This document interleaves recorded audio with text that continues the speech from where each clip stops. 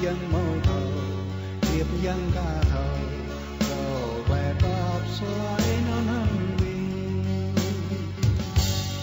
cầu đi ngay lấy bay ru bu lu lấy nuốt làm cuốn mốc nhìn thút ba là kiều có lú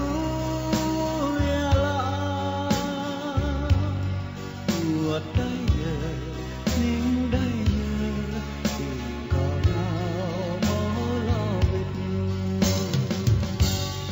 tình khắp ơi nhảy lui co nhảy vơi co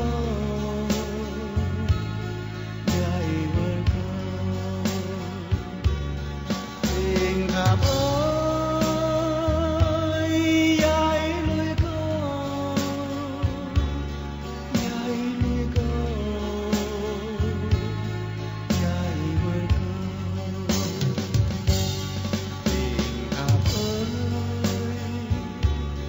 chính là ngông kia nào làm đeo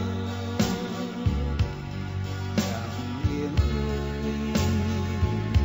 ơi chính là kia một sạp mì biếc nó mang ít nào dưới đề chỉ đuôi lo biết địa nông sơ này cơ xa đuôi đầy lọm chui lại khắp khó biết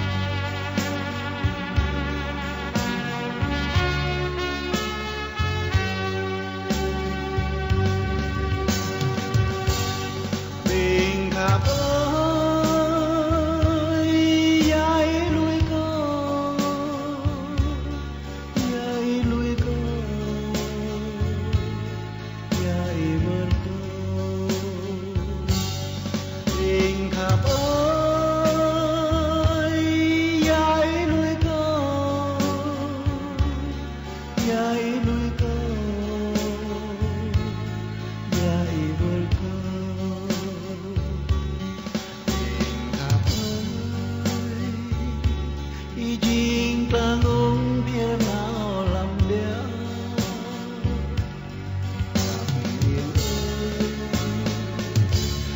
chính ta hé một sạp nghề biếc mang ít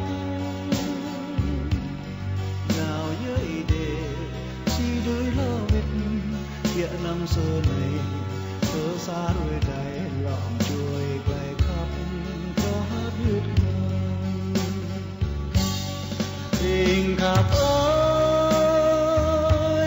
nhảy lui co nhảy vơi co